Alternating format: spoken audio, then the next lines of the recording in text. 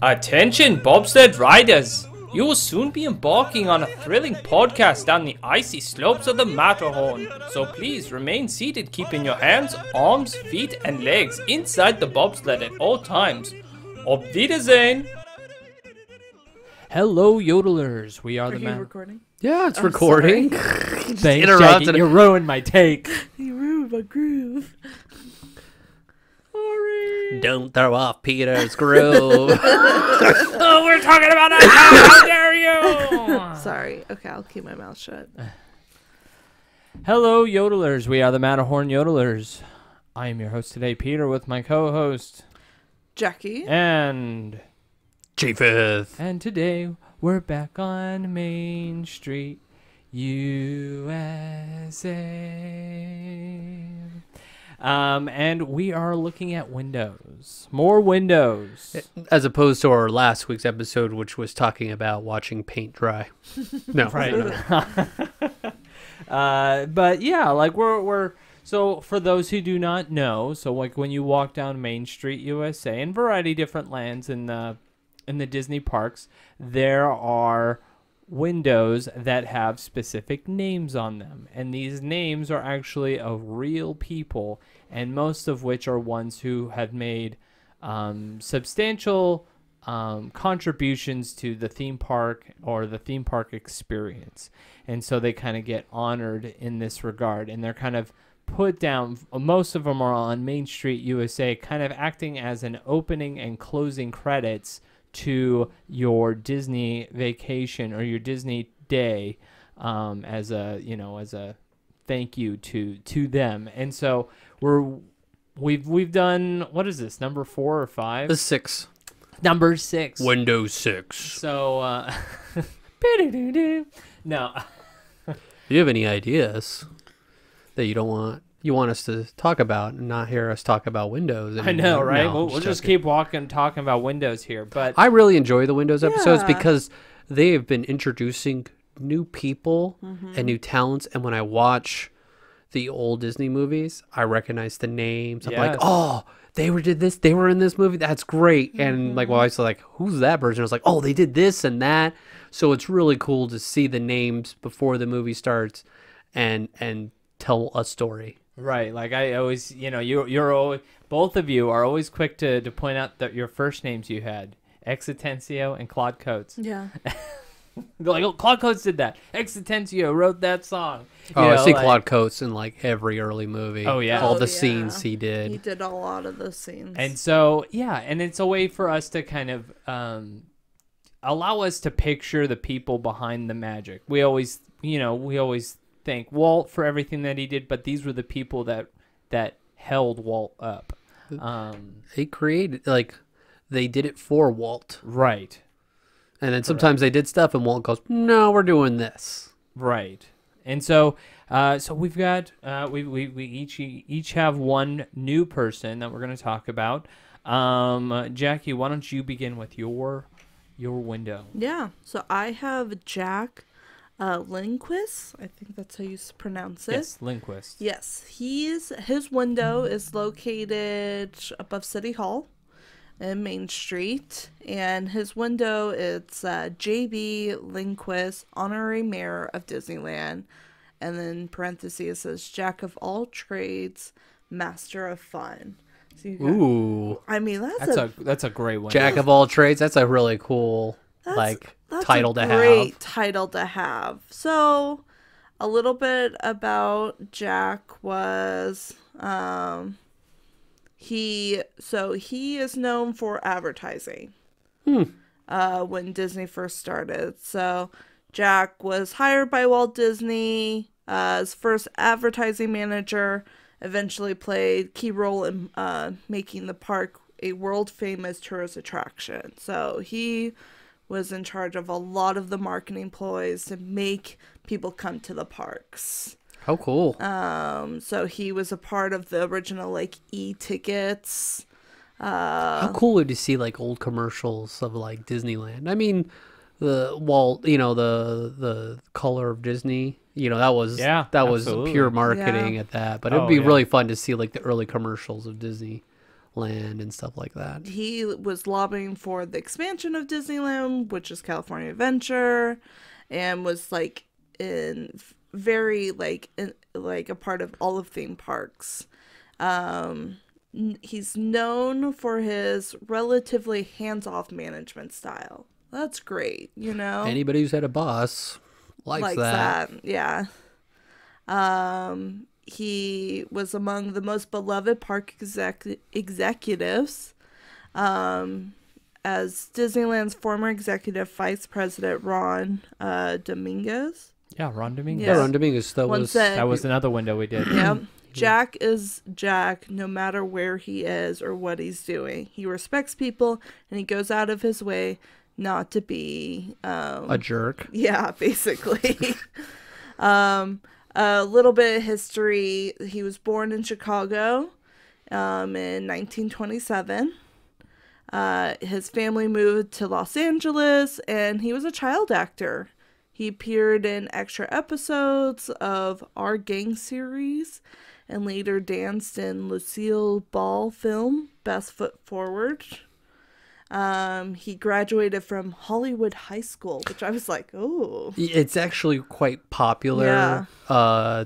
My person, Sam, he went to Hollywood High School. So if you were a child actor, you more or less probably went to Hollywood High School. He spent 2 years in the Air Force and then completed his education at University of Southern California. In 1955, he was working for a Los Angeles advertising firm, and he was acting as a consultant to one of Disney's like original corporate participants. And during the meeting at the park prior to its opening, Jack just fell in love because there was an interview I was watching of him, and what did he fall in love with? Like working in the park? Just the parks okay. itself. So there was an interview of him where he had to go to Disney land before it opened. And he said it was like Main Street was like 85% completed at that time. And the meeting, it was like with Walt, and he was waiting for the meeting to start, and the person was like, well, you can go ahead and roam around Main Street while you wait for the meeting. And he's looking around just amazed of like how great this place is. And then there's a castle at the end, like he just loved it. 1 month later he was working there, and how he got hired was interesting. Was I believe Walt called him and was like, hey, do you know of anyone who can work as our marketing person or advertisement? And he's like, yeah, I do. I can go. I think I have an idea. Yeah. It's not like when a girl is all like talks to a boy and goes like, hey, do you know any good boys that are looking for someone? Yeah, me. No, like a really good guy. And then just like, and Walt was like, you're funny. And you're like, I'm dying inside. Yeah. And he was like, yeah, I wanted to do it. And Walt was like, I was hoping you would say that. That clever Walt. It was funny because so Jack took his step in Disneyland corporate ladder around 1965 when he became director of marketing. Before then he was just like an advertisement associate. He later set the course of marketing in Walt Disney World in 1972, was named Vice President of Marketing for Disneyland and Walt Disney World. 4 years later, he was named Vice President of Marketing for Walt Disney Attractions. In 1982, he was again promoted to Executive Vice President of Marketing and Entertainment for company outdoor recreational activities. He went on and worked on the marketing division for Tokyo Disneyland and Executive Vice President for creative marketing concepts for Walt Disney Attractions. He developed promotional entertainment ideas for Disneyland, Walt Disney World, Tokyo, and Disney. So if it was marketing and advertisement, he was involved. In 1990, Jack was named the president of Disneyland. position he called the best job in the world. I mean, I'm the president of Disneyland. That's a pretty great title. Yeah. Yeah, it's impressive. That's a pretty nice title. A fun story was when he was working with Walt Disney, early on in the park years, Walt Disney would call him Bob. And oh yeah, that's right. He never like really corrected him until there was a meeting, and someone said to Walt like, Then Walt got really mad. He's like, I've been calling you Bob this whole entire time. You're "No, like, well, listen." So, someone in the meeting was like, "His name is Jack," and Walt lifted a brow and looked at Jack, and he said, "He looks like a Bob to me," and kept calling him Bob. what a jerk. For somebody who's got a weird name like myself, I hate when people are going, well, you're called this now. And you're like, oh, I'm sorry. I guess my name doesn't count for anything anymore. But It was just Jack's a good guy, and Walt, I guess he's Yeah. all right. Another fun story that he was sharing was with the story of the Matterhorn. Walt Disney was like, I want to build this Matterhorn ride and the submarine ride. And Roy's like, we don't have the money for this. And so what did Walt Disney do? Walt Disney sent him to Europe to do some fun things, like freeze up funds in Europe. And while he was gone, Walt goes, all right, we're doing this. And Jack was like, but I thought Roy said we aren't doing this. And he was like, well, when construction starts, he has no choice but to figure out the funds. Oof. Oof. That's not good. You gotta do that in marriage. You're like, well, I've already started. We just can't leave it. So we gotta keep going forward. Yeah. It's like, thanks. That was a fun story. So during his 38 years with the company, he did a lot of different projects. So he did the Walt Disney Magic Kingdom Club. He's the idea behind the Disney dollars that we know about. Highly valued now. Yes. Go on eBay and you look at that and you're like, whoa. $1 worth 50. So Yeah. it's adjusted for inflation all these years. Yeah. Right. He was in charge of the ambassador. He was behind the ambassador program, grad nights, and let's see here. There's more. He was named chairman of the Mighty Ducks. He created the Super Bowl campaign. The iconic, like, you just won the Super Bowl. Wow. What are you gonna do? I mean, that's super. It's tradition. It's part of it's woven into Culture now. the American culture. Yeah. You expect it at the end of the Super Bowl, Mm-hmm. and they have the parade for it. They do. And for the star of the team. Yeah. He was in charge of the car giveaway during Disneyland's 30th anniversary. He was a part of the Mickey Mouse shape cornfield viewed by air traffic headed west out of Chicago. Just Oh fun yeah, things. the great cornfield that everyone saw. He was a master of like, what can we do to market things? And like him and his wife worked a lot on like just trying random stuff. And so, yeah. He thought out of the box.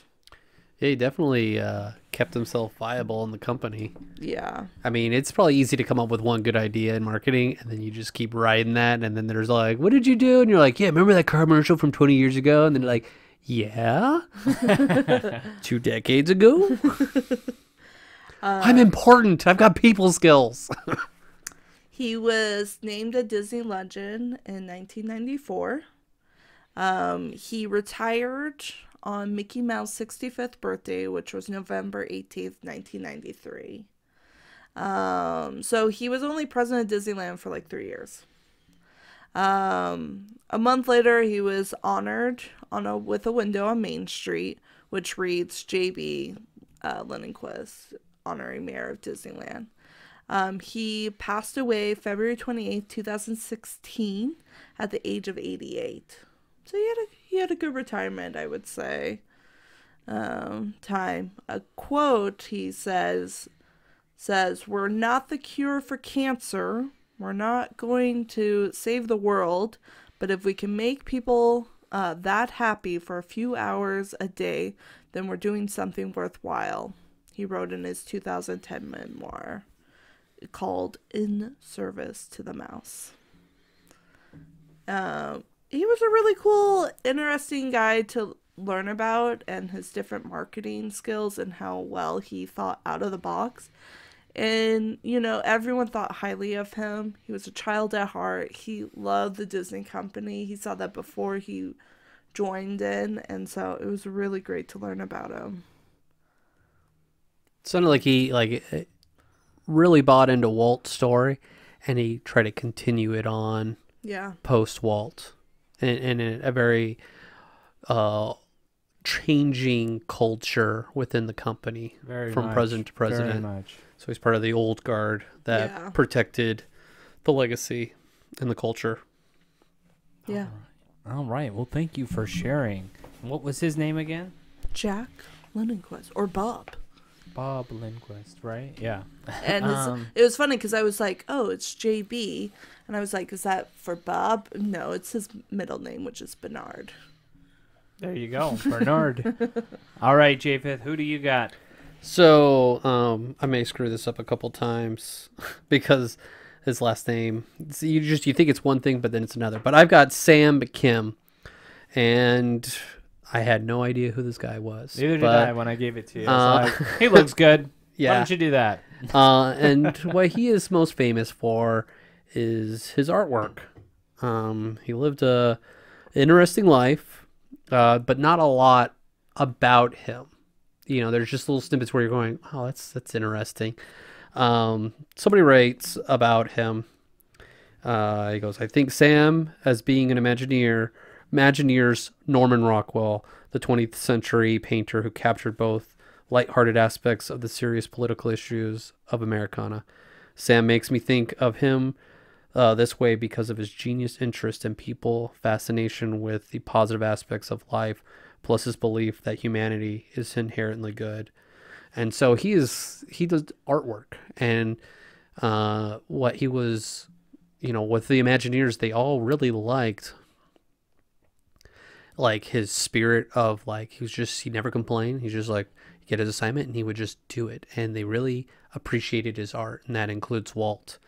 His story starts December 20th, 1920. I think that's when he was born, or 1924. And he was born in a family in Vancouver, and then they moved to Los Angeles 1935 during the Depression, and he became a child actor. And he was actually in movies with John Wayne and Gene Autry, and he was signed with a movie company where they made, he was making $50 a week as a child actor. For that time period? That's really good. And after 6 months, he got a $25 raise. In the sense of, I don't know how that incorporated the $50 a week, but he was a really good child actor because he memorized his lines. They said, you just waved the script in front of him and he knew his lines. He's very talented that way. And so basically his income was supplementing his family's, making it through that time period. And while he was on set, he was fascinated with the art, and so he would be sketching, the sceneries and the realism that he could get from just those scenes while he was there.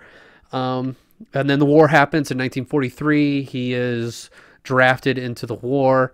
He's trained in infantry, ends up doing a tour in the Philippines, and then occupying in Japan.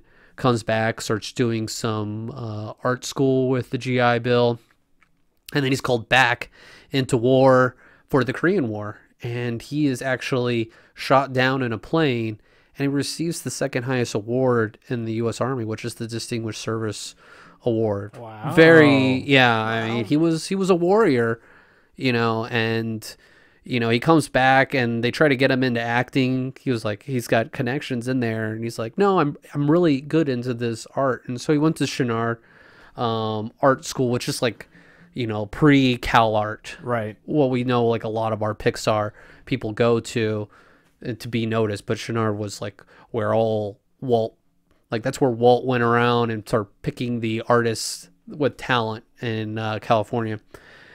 So, he starts working at Fox or 20th Century Fox, and then he's fired, and then he's got a connection to Disney, so he was like, hey, come up with a portfolio. And it was about 1954, and they pull his portfolio, and they're like, yeah, you're good, and they start putting him in the Imagineering for or WED for the park, and he starts doing the artwork for Frontierland, the Golden Horseshoe, some stuff on Main Street. So you've probably seen some of his artwork, if you like looking at old sketches of the park.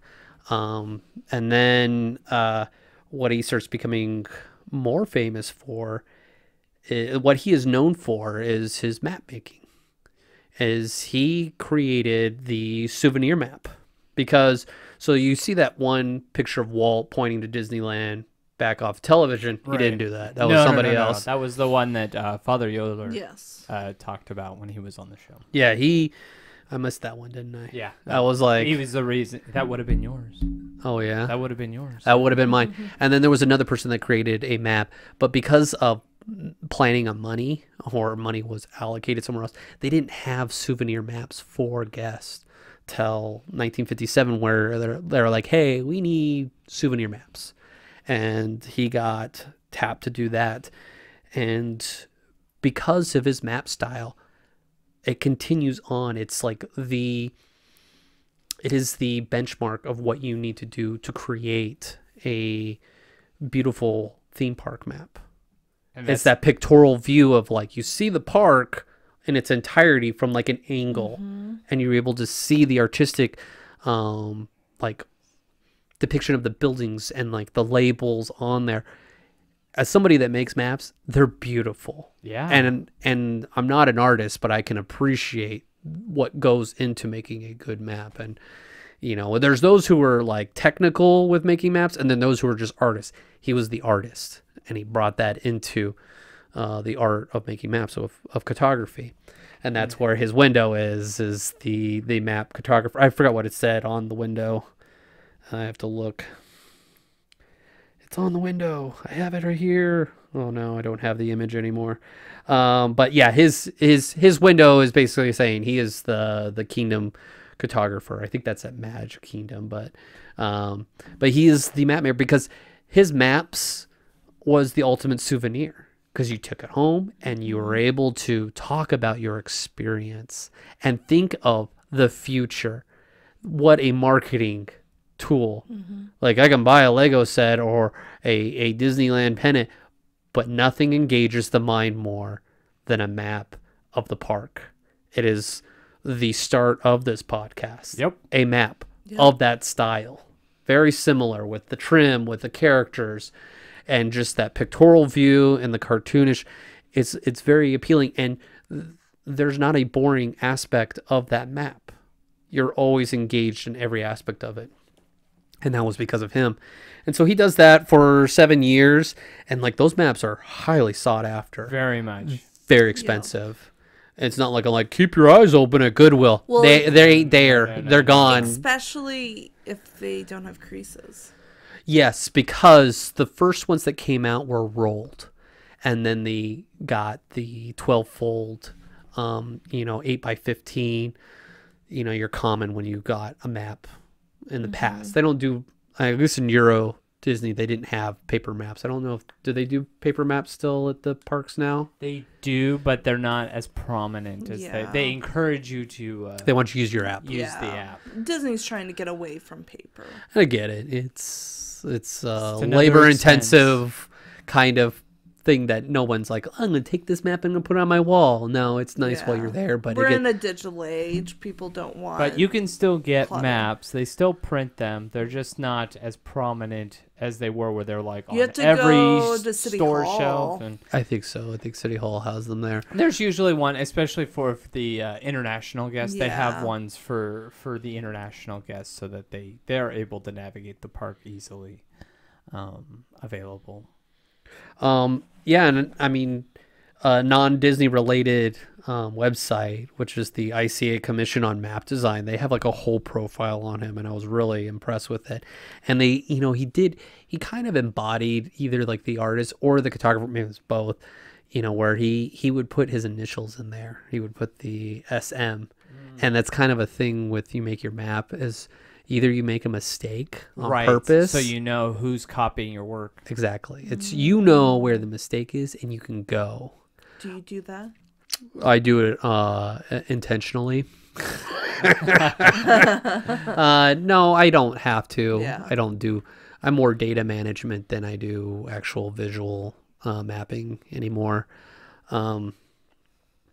But in the past, yeah, you would do something like this is my map and kind of tweak it a little bit. Yeah, I mean, he set the standard for it, and that's where he's just known for. And he would do art throughout the parks. He did the first map in Paris. Disney came out of retirement for that one, and he's famous for doing a painting. If you go to the American Experience, is Thanksgiving dinner. Oh, And you look, that's his. And you look at the different people, and it's kind of the melting pot of America, different, you know, races and genders, and those are the people that worked on the project. You have the financer, the project manager, interior design, and so it's really cool how he took, you know, his fellow workers and he put them in a painting and immortalized them because not everyone's going to get a window. And so he put them in there. And so I thought that was really cool of him. And yeah, he had a quieter impact on it, but his maps definitely is what he's most famous for. And he had 2 sons that became Imagineers as well. Are they Nepo babies? Maybe. I don't know. Maybe they're talented. No, they are artists. And so, I mean, they don't let, you know, you can come work for us, Matt. You're an Imagineer, son. Here, no, I mean, you could take out the garbage. Yeah, you know, but no, they had very successful careers within Imagineering as well. He passed away in 2004, just short of 80 years. But he lived a good life, and people spoke really highly of him. There's not a lot of information on him. There's a couple like articles.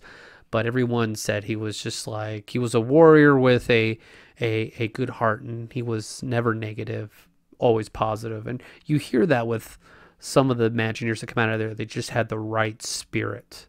They weren't the Debbie Downers of Imagineering. We're like, ugh, I can't do that. I gotta do another attraction in the dark. I've already done this. No, it seems like you have to have that spirit of like, all right, let's do this. And like, how am I going to put my artistic flair to this? How am I going to tell the story, you know, of this? And so very, it was fun to do the research that I could and just see some of his artwork and appreciate it.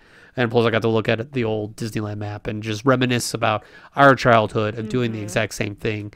And, you know, and I go like, well, thanks, Sam. Appreciate that. You know, you created, you know, something awesome in my family. And, you know, so his window is located at Disneyland right above like the old Photoshop, I think. And so if you want to see it there. So yeah, photography, map making. Nice. Name again? Sam McKim. Sam McKim. All right. Thank you for sharing. So today, I've got to read through my mic. I can't even look at my notes here. I have Norman Dale Baker, but he was commonly known as Buddy Baker. Now, when we talk about music, there are certain people that you might think of in the Disney company. You could really hear your nose breathing. I was like Pinocchio? What's going on with my nose? I was trying to do it without interrupting. Sorry. You're distracting me, Jackie. But yeah, like when you think of music, people what associated with Disney, who are the people that you tend to think of? Who are the most famous music people in the Disney company? The brothers. Yeah, Sherman Brothers, Alan Menken, Howard Ashman. Yeah. You know, now you would consider Lin-Manuel Miranda. Like he's done several, you know, great songs for Disney. So like these are like very famous music composers for Disney. This guy, he did anything when it came to music, like he did it all. Like he did the composition, he did the arranging, and he did the orchestration of so much music when it came to Disney. But a little bit about him. He was born January 4th, 1918. Born in Springfield, Missouri.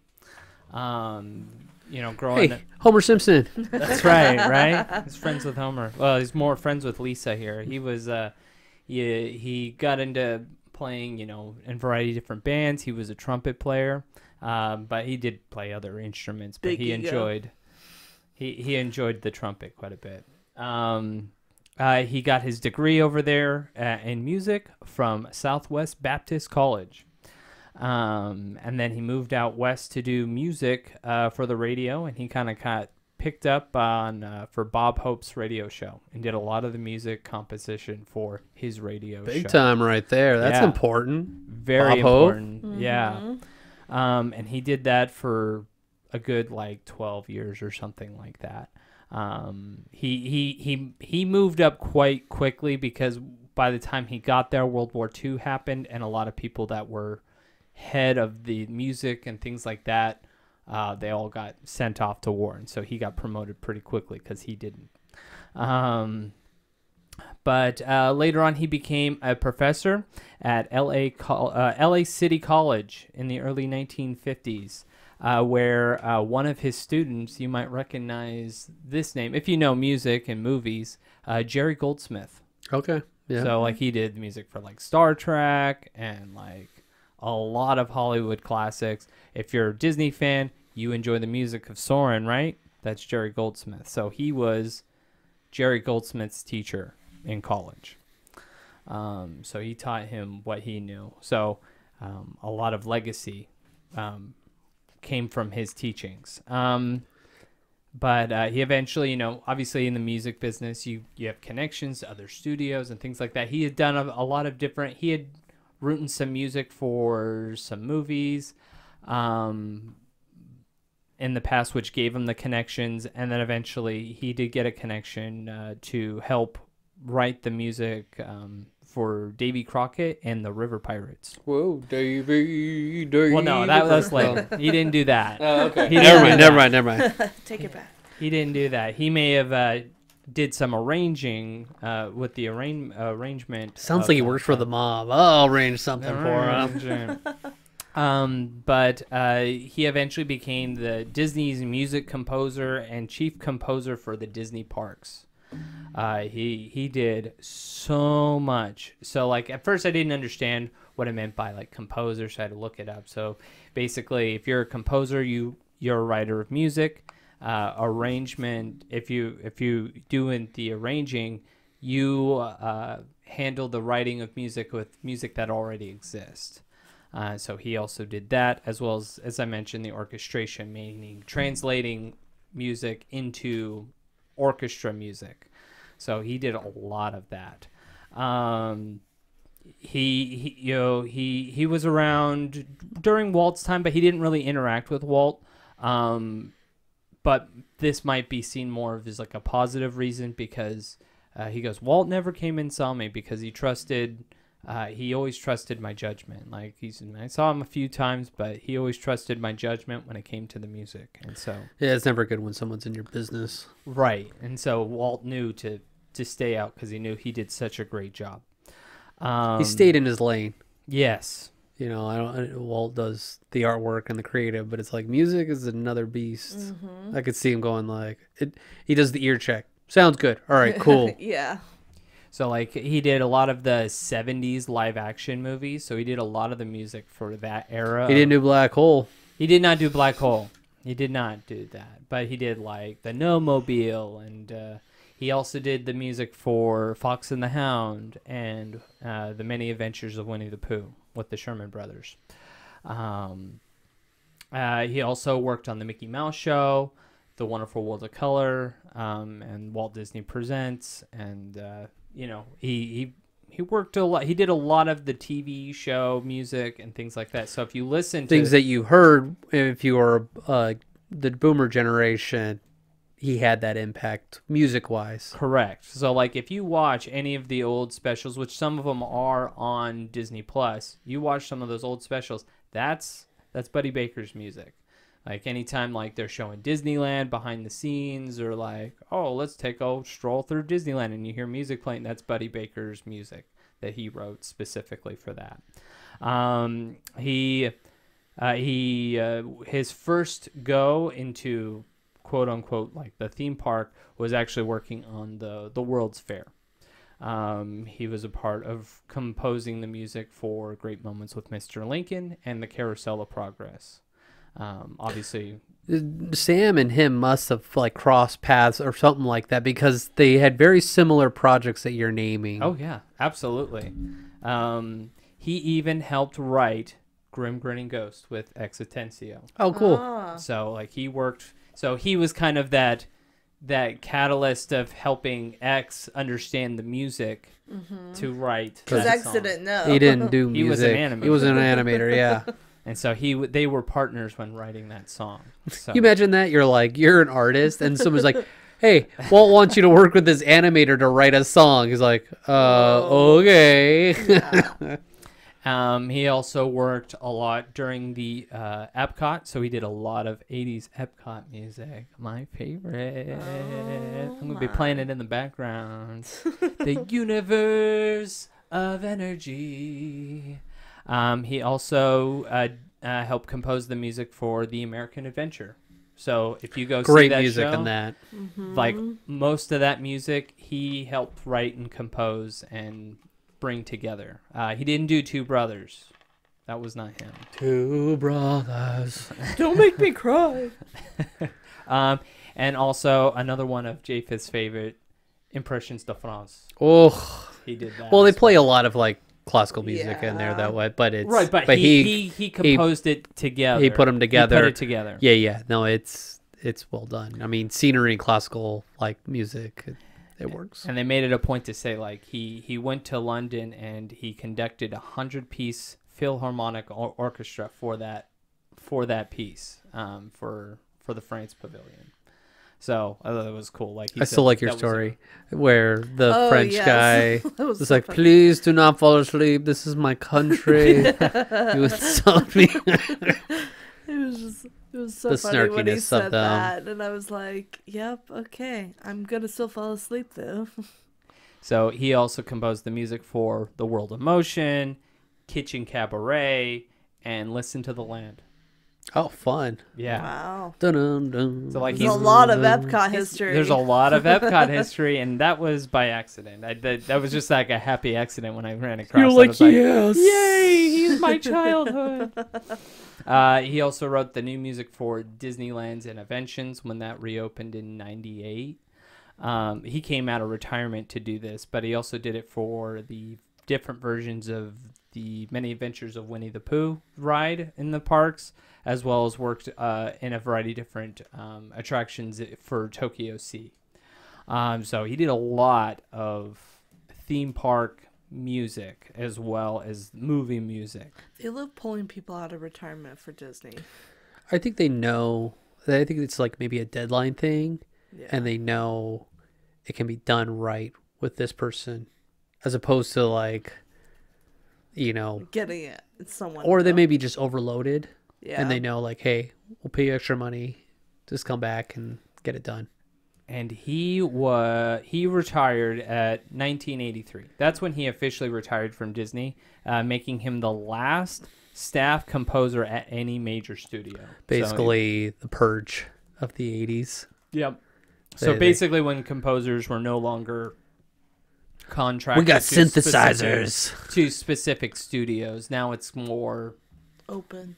but he held out from being open and sticking with Disney because he liked the company, and he says it's good steady pay, and the benefits were the best in the industry at the time, and so it's like he's like this was very comfortable for him to stick with Disney, and so but he became a legend in 1989, giving him his window.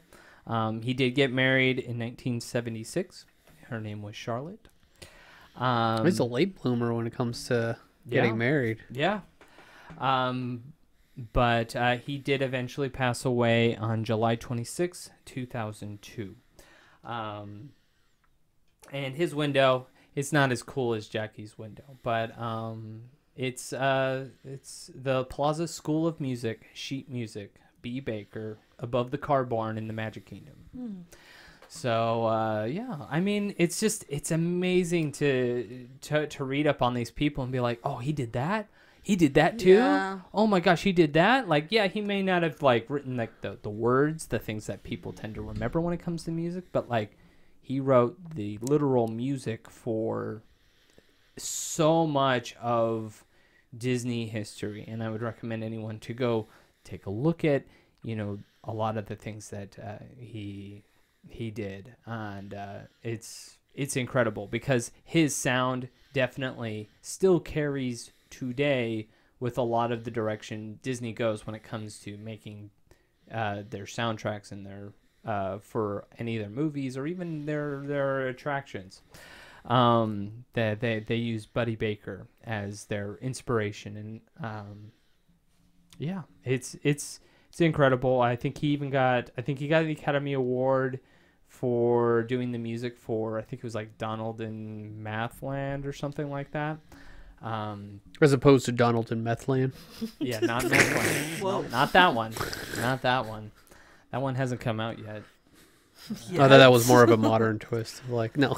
Yeah, I think Disney still holds the rights to Donald for now. For now. For now. But yeah, I love when we do these windows. It's great to take this opportunity to learn about people that we don't really know much about. I mean, like when I initially started looking him up, I mean there wasn't much, surprisingly. Showing how much he's done, there wasn't much about him. It's hard to do tributes for people who are over 100 years now, and to get information and to get first account or first person account of the person, unless they were vocal in interviews.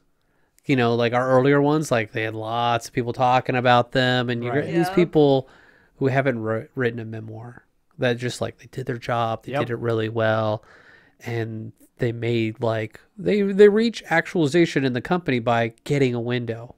Yes, I mean, it is not like they do great. You have to do great feats for the company, and it seems like it's not common now because you don't have the loyalty that they have, right? And I don't know if there's that culture within there where it allows Imagineers or people to do like great projects, so many projects over an extensive period of time, especially at Disneyland or Disney World, because the park's already built and not a lot has changed, you know, besides Star Wars Land. Before that, it was like, it's preserved. Right. And so to get new windows is like, that's gotta be extremely hard now. Oh, very much. It's definitely, you know, tough real estate to get in there, and especially in a day and age where they give awards for everything now. Yeah. Like the Legends Award. They're like, we're you were in Grey's Anatomy. Legend. Let's make you a legend. It's like, are we just filling in a quota? But this is not a quota-based system. It is, you have contributed a lot. And to be immortalized in the park like that, that is huge. It's like it's equivalent to like the Mount Rushmores of Imagineering and contribution. I think it's extensive. It's not even like the Hollywood stars. It's nothing like that. No, like it's harder to get a window on Main Street than it is to be a Disney legend. Yes. And so, especially now, like when everyone was all like, "Oh, Carrie Fisher," it's like Carrie Fisher didn't do anything Disney. Why did she become a Disney legend? Like, yeah, she was Princess Leia, and that was great, but like that wasn't Disney. Hey, let's do Star Wars. And so it's like, okay, so now it's become more of like publicity. It's more publicity because now it's a part of the D23 convention, and so it's like, oh, which celebrity are we going to get there? Can we get to the D23? And that's what I'm like, our generation gets knocked for getting participation ribbons, but now it's like, well, you were in 2 Disney movies, you can be like when they gave Robin Williams one, I was all like, what? Like, I know he's Genie, but it's all like he had a Disney. He was Timekeeper. He was in the Disney animation movie. The Robin tour Williams probably was a poor example to pick. No, but I'm just saying there's like things where it's just like, you know, you could name like 2 or 3 things, but like there are people that do all these things, but they got to get a big name to flash the award. Correct. And that's why I just saw him. I was like, oh, you're just a flash in this award.